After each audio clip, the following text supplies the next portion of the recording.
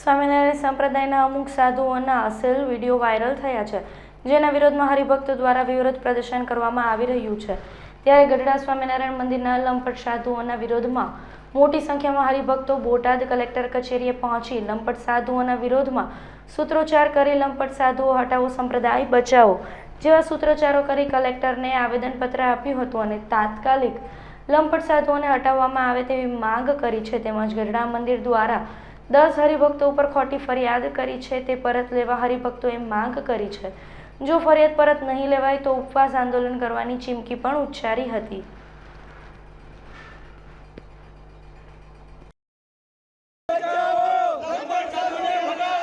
ગઢડા ગોપીનાથજી મહારાજ Gopinathji temple દ્વારા ત્યાં રહેતા ભગવાધારી સાધુઓ જેનું વર્તન બેફામ છે, એ જે ભગવાધારી સાધુઓને કાઢી મૂકવા માટેનું અમારું આવેદનપત્ર છે।